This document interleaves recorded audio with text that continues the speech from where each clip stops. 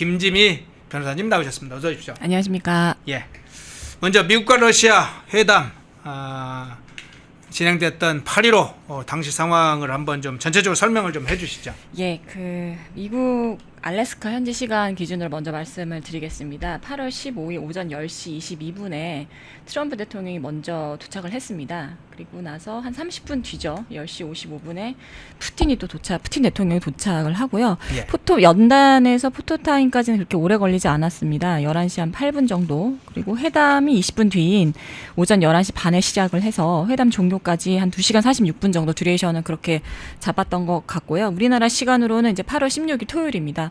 토요일 새벽 3시부터 아침 7시까지 뭐 길진 않습니다. 4시간 정도, 4시간이 좀 안 되는 시간 동안 미러 정상회담이 있었고요. 그리고 푸틴이 이제 계산을 해보니까 러우 전쟁이 2022년 2월 24일에 일어났더라고요. 그러니까 이제 돌아오는 토요일이 되면은 정확하게 3년하고 이제 반이 지나게 되는 것이죠. 근데 그 기간 동안 푸틴이 서방 지도자를 만나거나 아니면 이렇게 서방의 국가를 방문한 거는 또 이번이 처음인 것 같습니다. 그래서 지금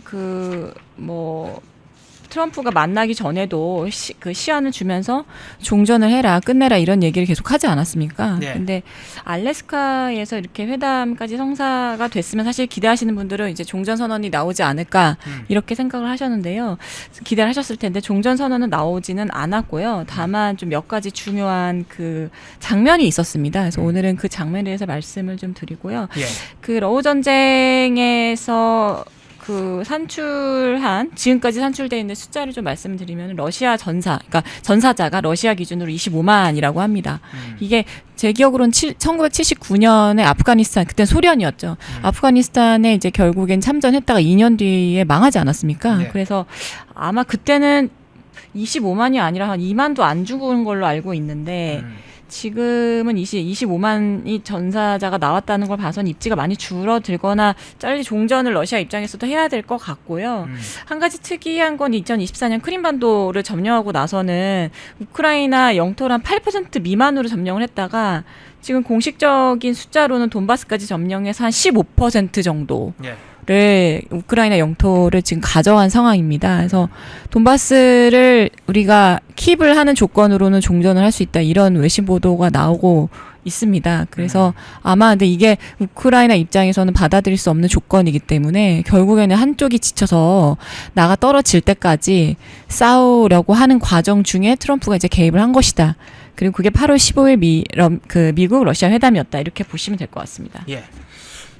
지금 이제 그 자료에 있는 사진들도 좀 중간중간 띄워주시고요. 그 자료 말고 뒤에 보면 아마 저희가 링크를 해놓은 게 있을 텐데 나중에 B2 폭격기, 스텔스 폭격기 관련된 영상이 나올 때는 그거 좀 영상을 띄워주세요. 그 준비를 미리 좀 해주시기 바랍니다.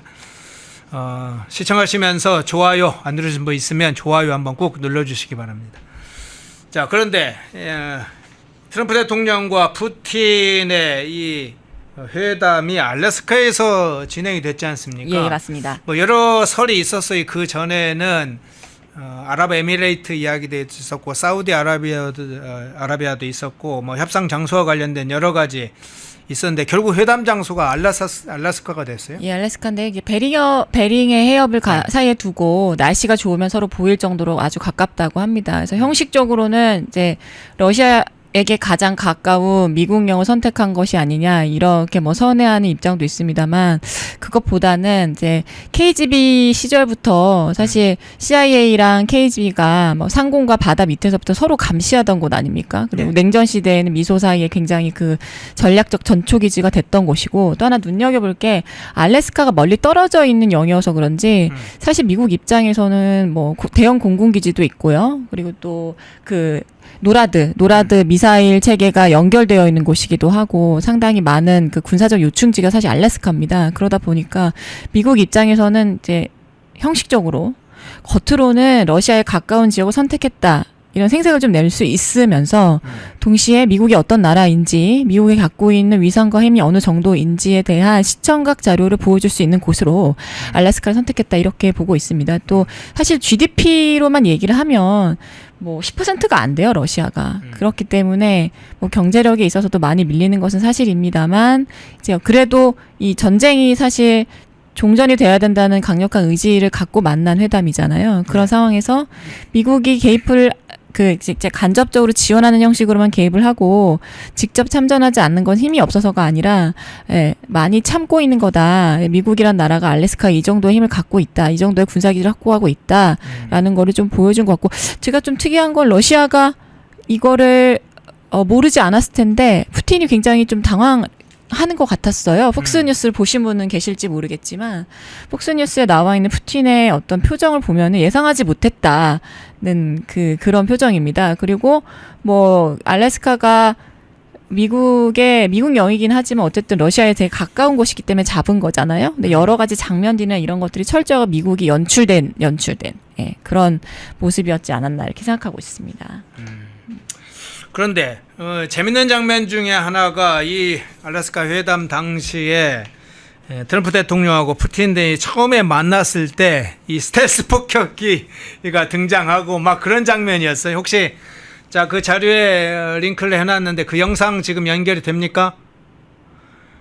스텔스 전투기가 이 트럼프 대통령과 푸틴 처음 만나는 장면 때 만나는 그 시점에 그 영상 그게 날아가는 영상이 상당히 위협적인 장면이 나왔는데 그 자료에 링크된 주소가 있습니다. 혹시 지금 연결이 돼요? 안 되나? 그러면 그냥 설명하겠습니다. 네네. 말씀드렸다시피 트럼프가 한 30분 정도 먼저 도착을 했습니다. 네네. 그래서 이제 비행기에서 각자 이제 전용기에서 내리는 시간은 보통 이제 한 11시 8분 정도로 기억을 하는데요. 그때 내려올 때 트럼프가 약간 먼저 내려왔어요. 그래서 레드카펫이 깔려 있었습니다. 레드카펫이 깔려 있는 건 저도 처음 봤는데 레드카펫을 이제 밟으면서 그 트럼프 자기 전용기에서 내리면서 쭉 직선으로 따라 걸어오면 오른편에서 푸틴이 이렇게 걸어오는 장면으로 연출돼서 만나서 같이 연단으로 올라가는 거거든요. 근데 그때 보면 이제 좀 확대해서 보면은 그 미국의 랩터 전투기, 최첨단 스텔스 전투기라고 합니다. F-22 4대가 이미 도열을 해 있는 상황이었고요.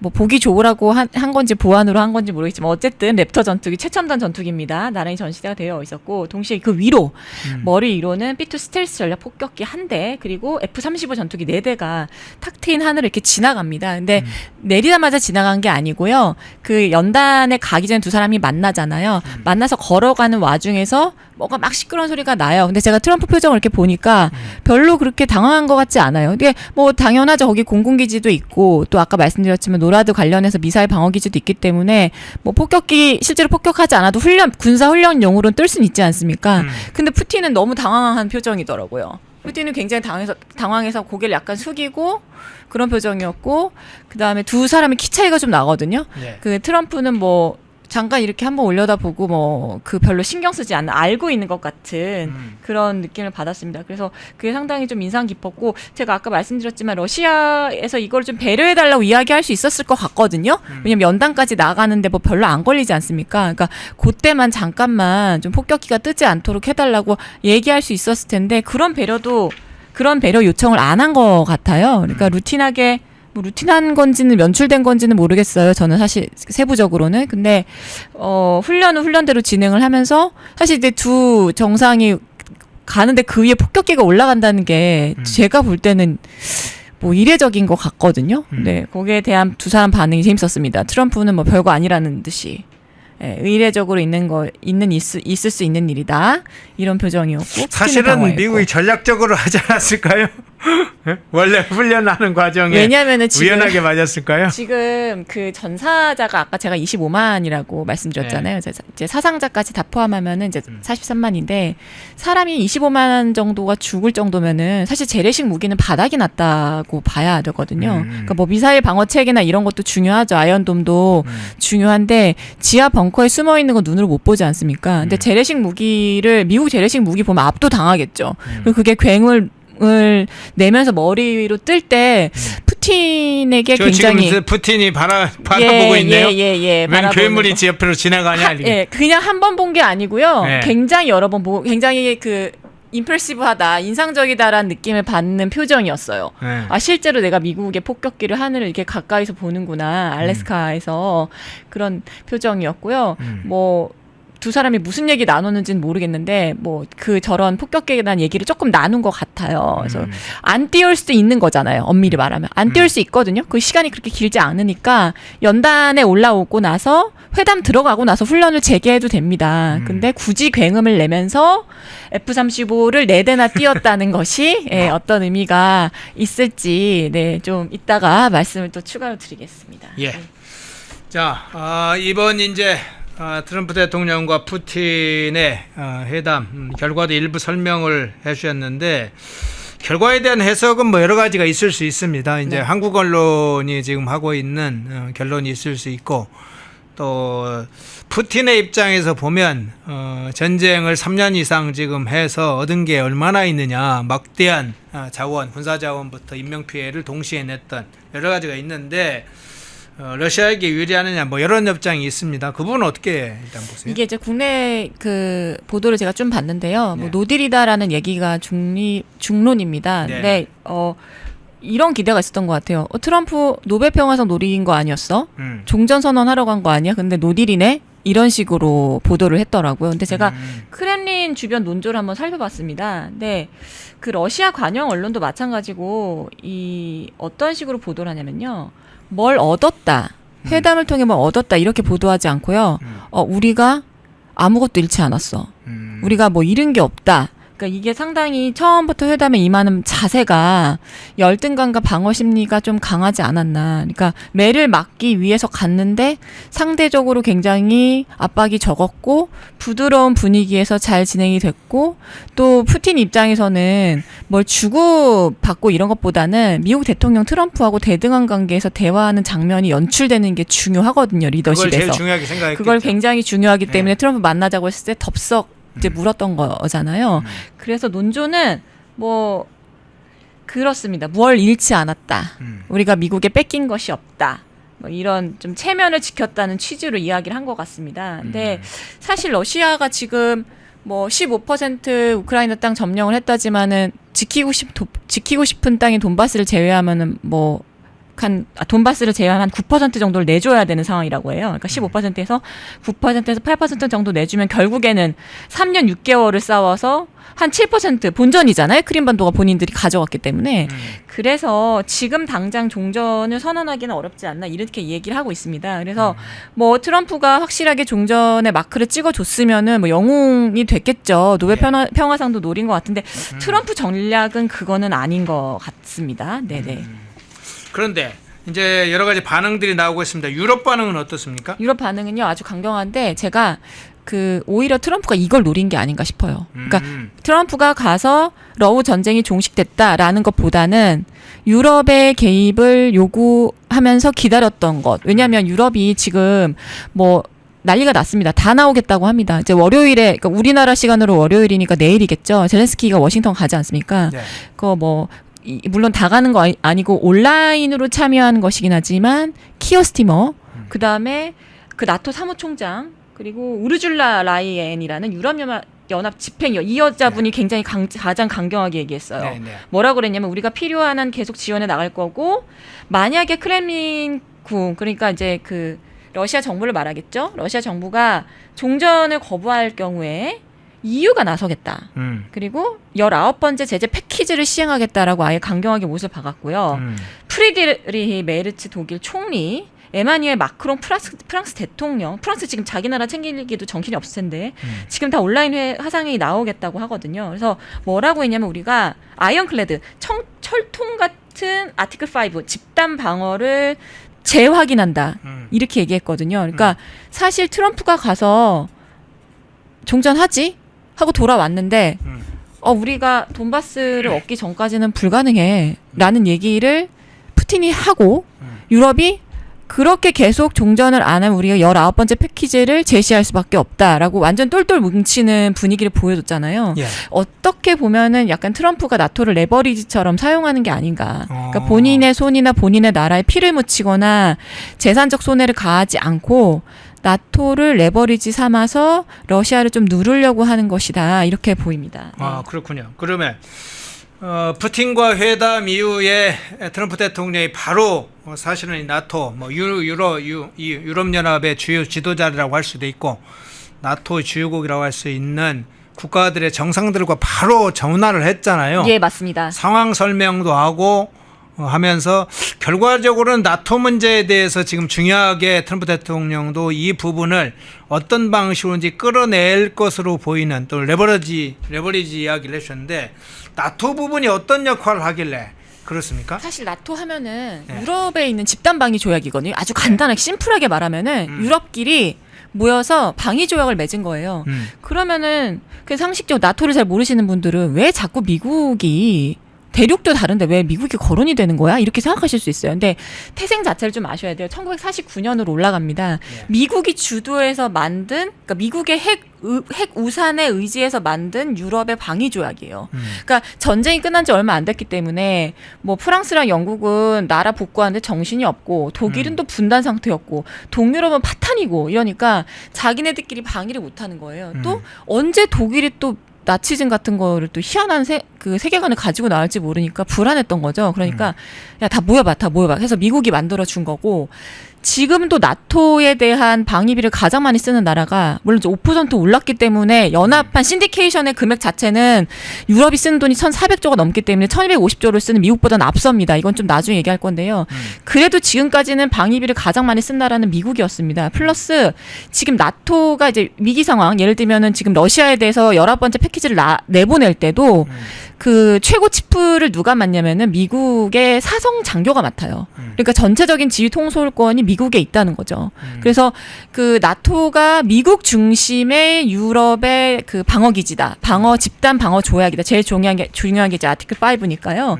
그렇게 보시면 돼요. 그래서 전체적인 컨트롤 타워가 미국이 잡고 있고 또 미국 입장에서도 우크라이나를 너무 외면할 수가 없는 것이 우크라이나가 지금 엄밀히 말해서 나토에 들어간 건 아니지만 나토에 들어가려고 하다가 이 전쟁이 발발한 거잖아요. 그러다 보니까 나토 입장에서도 파트너십 정도로는 좀 지지를 해주고 싶은 마음이 있어요. 그러니까 유럽연합에서도 개입을 하겠다 이렇게 이야기를 하는 것이고요. 그래서 나토가 생길 때는 미국이 필요했습니다. 미국의 힘이 미국의 해구산이 필요해서 나토 결성됐지만 지금 오히려 정반대로 나토가 있음으로 인해서 미국이 얻는 이익이 많죠. 왜냐하면 지금 나토의 대부분의 노선은 반중이거든요. 네네. 그리고 5% 백악관에도 올라왔지만 이제 5%의 방위비를 올라갔지 않습니까? 그러면 결과적으로 계산해보니까 1,400조예요. 그러면은 미국이 쓰는 천조국 하는 이유가 방위비가 1,000조가 넘어섰잖아요. 그렇죠. 거기다 또 1,500달러를 더 넘어선다니까 거의 이제 나토가 쓰는 방위비랑 엇비슷해질 것 같은데 만약에 나토가 이 러시아를 잡아주면 우리가 19번째 패키지를 내보내서라도 우크라이나를 지킬 거야. 그러니까 러시아는 조심해라. 이런 식의 메시지를 내보내서 나토가 1,400조를 러시아 잡는데 써주면 사실 미국 입장에서는 러시아가 해결되죠.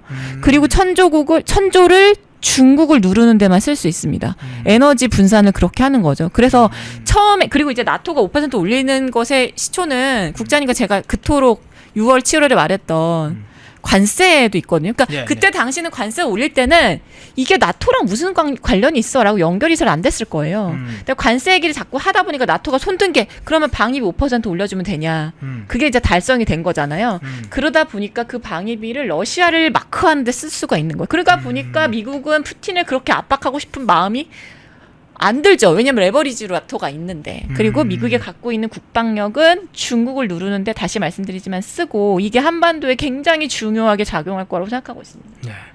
지금 이제 유럽 이제 사실상 나토 주요 국가들한테 국방비 지출을 5%까지 올리는 것을 나토가 입장을 밝혔죠.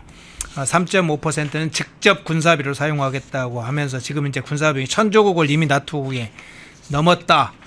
결국은 이야기는 이제 러시아 쪽, 그 러시아 위협은 나토가 막고 미국 입장에서 볼 때는 우리 부담을 좀 줄이고 맞습니다. 우리는 중국에 집중하겠다. 이제 그런 전략 같아요. 그런데 맞습니다. 그러면 지금 이제 우크라이나 전쟁 관련된 여러 가지 좀 트럼프 대통령과 푸틴 이야기를 했습니다만 우리 대한민국에 주는 함의는 뭡니까? 우리 대한민국에 주는 함의는 대단하다고 봅니다. 일단 중국의 외교부장 왕이가 했던 말을 좀 인용하겠습니다. 네. 요약하면 우리는 러우 전쟁 안 끝났으면 좋겠다. 안 끝나야 미국의 주의가 좀 산만해져서 중국에 대한 제재가 줄어든다. 미국이 우크라이나를 좀 더 신경 썼으면 좋겠다. 이게 이제 말실수가 나온 건데요. 예. 그러면 러우 전쟁이 종식되지 않는다 하더라도 미국이 아니라 나토가 일어나서 러시아를 눌러주면 그래서 베스트는 종전이 빨리 되는 거죠. 그럼 더 이상 러시아의 스위치를 끄면 되잖아요. 트럼프 입장에서. 그러면 당연히 관심이 중국으로 갑니다. 그리고 사실 GDP만 보더라도 미국 GDP의 7%가 러시아, 63%가 중국이에요. 그러니까 사실은 게임은 안 돼요. 그리고 러시아랑 중국은 아시겠지만 오래된 숙적입니다. 그 북한의 주체 사상이라는 게 그게 오너십이란 뜻이 아니고요. 우리가 러시아에도 붙을 수 있고 중국에도 붙을 수 있는, 그러니까 어느 나라하고도 신디케이션이 가능하다는 의미로 주체 사상인 거지. 우리가 주도해서 뭘 한다는 그런 레토릭이 아니었어요. 그러니까 거기에서 주체가 그런 의미군요. 그런 의미인 겁니다. 우리는 어느 나라랑, 근데 러시아랑 중국이 만약에 하나다. 그러면 그런 주체 사상 나올 수가 없게. 독립 노선을 탈 수 있는 건 러시아랑 중국이 주인 주자가 아니라 술 주자로 바꿔야겠네요. 술 주자로 바꿔야 됩니다, 진짜. 예. 근데 이제 그 노선 자체가 하나로 합쳐질 수가 없어요. 네. 북한이랑 그 러시아랑 중국은. 근데 나토가 러시아를 눌러주면 중국은 살짝 좋겠죠. 그러나 러우 전쟁이 끝나지 않았으면 좋겠다고 말하는 것부터 뭘 도출할 수 있냐? 미국이 대대적으로 중국을 손을 보겠구나. 그럼 우리나라 입장에서는 미국의 시선이 중국에 집중되지 않습니까? 네. 당연히 우리나라가 중요합니다. 왜냐하면 북중러 연대가 불가능한, 말씀드린 것처럼. 그리고 또 하나, 그 중국이 내적 위기로 흔들리면은 당연히 한국에 뭐가 좋겠습니까? 반도체, 첨단 산업 이런 거 우리가 가지고 올 수 있죠. 중국이 안 줄 테니까요. 예. 베트남이나 인도나 우리나라에 나눠주지 않겠습니까? 그리고 나토 입장에서도 지금 대부분이 반중이기 때문에 반중 노선을 가진 나라들이 만약에 우리나라 지금 현 정부가 반중 노선으로 조금만 스탠스를 바꿔준다면 나토의 전략적 파트너십으로 삼아줄 수 있겠죠. 근데 여전히 친중하고 반미하면서 나토 가서 친한 척 해봐야 브라질 대통령이랑 뭐 몇 마디 나누고 돌아오는 정도가 될 것 같습니다. 예. 그래서 저는 또 중러 갈등의 균열이 만약에 생긴다면 우리가 한미동맹 당연히 의지를 해야겠지만 이것도 적절하게 외교 카드로 사용할 수 있지 않나, 그런 것도 생각해 봐야 한다는 입장입니다. 그렇군요. 자, 우크라이나 문제도 잠깐 살펴보겠습니다. 우크라이나는 당연히 이제 전쟁 침략을 당한 국가니까 그 침략을 당한 국가 입장으로서 우리가 이 입장을 보고 있기도 하잖아요. 러시아의 경우에는 어쨌든 제정 러시아와 구소련의 그 과거 제국의 영광을 다시 살리겠다. 과거에는 우리 땅이었어 하면서 영토 점령에 대한 야욕이 적지 않은데 뭐 나토 가입 이런 여러 가지 조건이나 핑계를 대면서. 근데 우크라이나 자체도 문제는 좀 있지 않습니까? 문제가 많은 나라고요. 네. 그냥 전쟁을 감성적으로 뭐 네. 우크라이나는 착한 나라니까 불쌍한 나라고 러시아는 못된 나라니까 강한 나라고 이렇게 이분법적으로 볼 게 아니라 우크라이나는 약해서 공격을 당한 거고요. 네. 러시아는 뭐 강하다기보다는 상대적으로 그동안 우크라이나가요.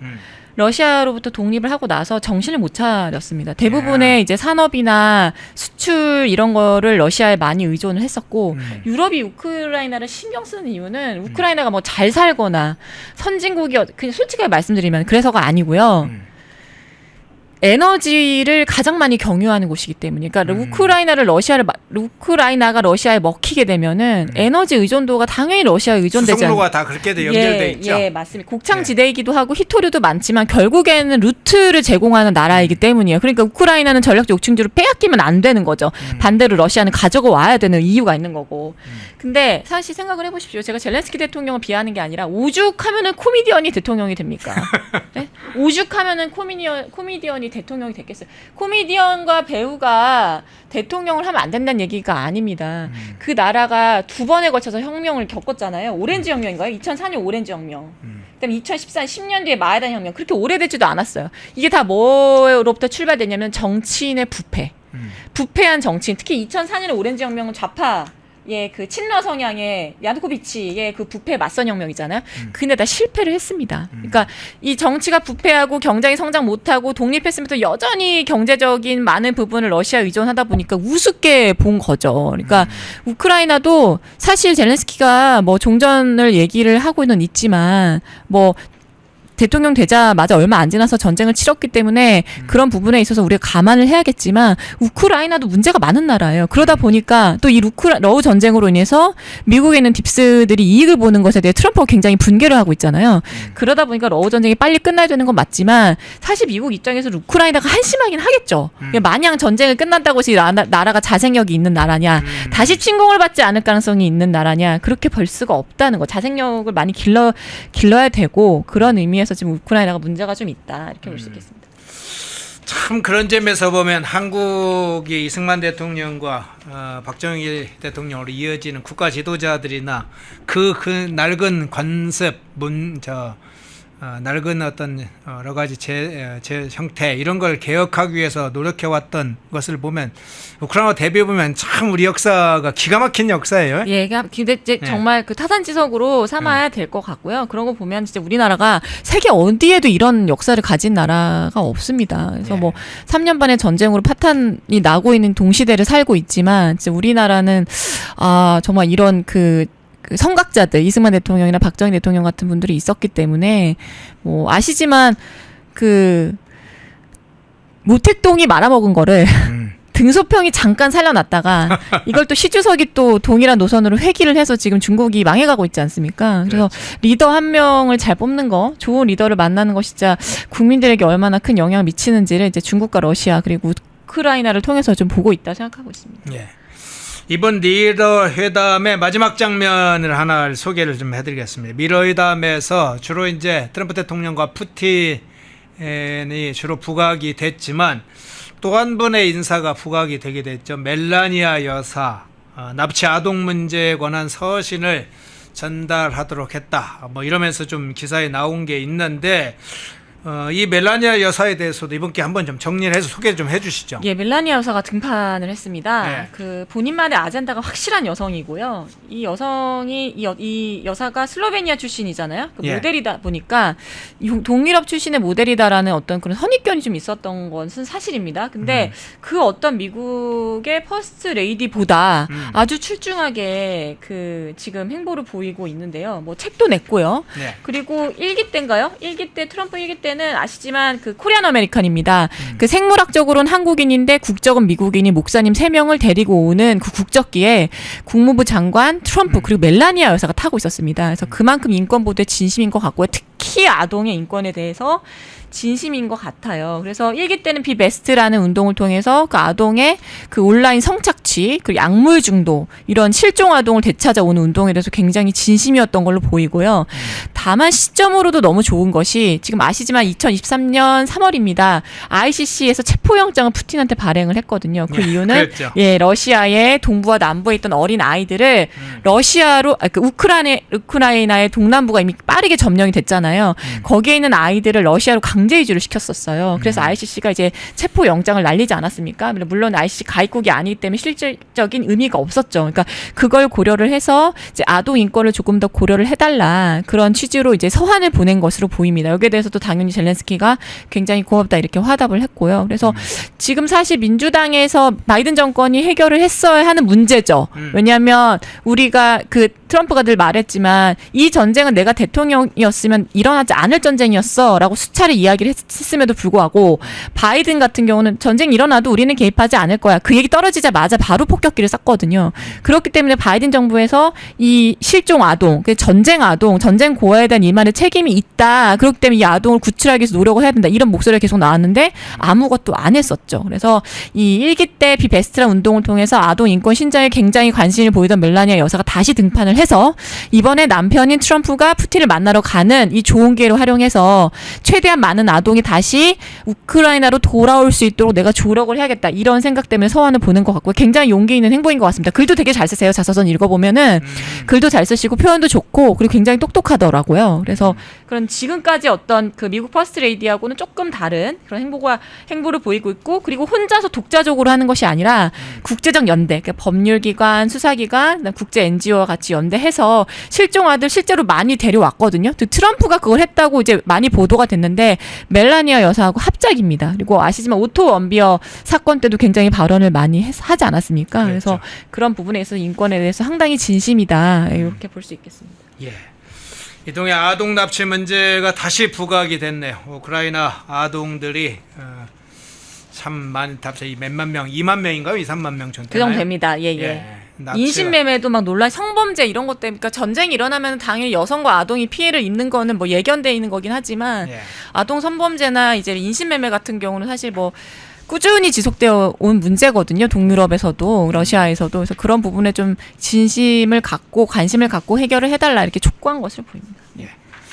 오늘 지난주에 한번 좀 쉬었었는데요. 외신 보도 중요한 또 상황, 특히나 이제 미러 회담을 중심으로 한 여러 가지 현황도 살펴보고 멜라니아 여사 소식까지 한번 살펴봤습니다.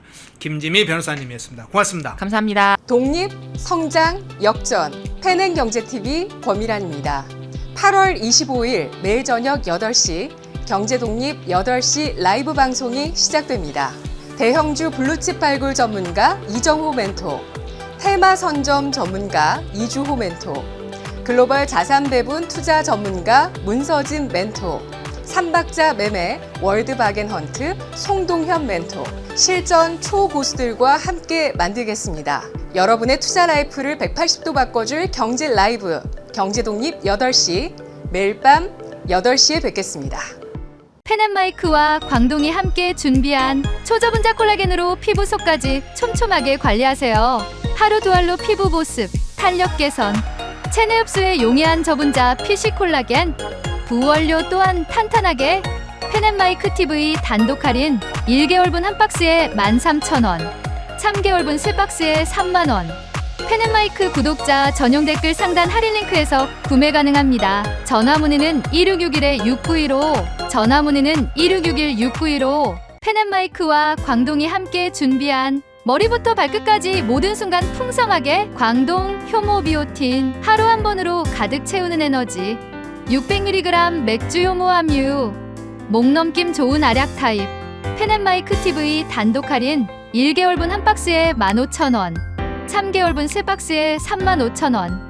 펜앤마이크 구독자 전용 댓글 상단 할인 링크에서 구매 가능합니다. 전화 문의는 1661-6915, 전화 문의는 1661-6915. 펜앤마이크에서 추천하는 영상도 보고 가세요. 다른 영상도 즐기시려면 구독 버튼을 꼭 눌러주세요.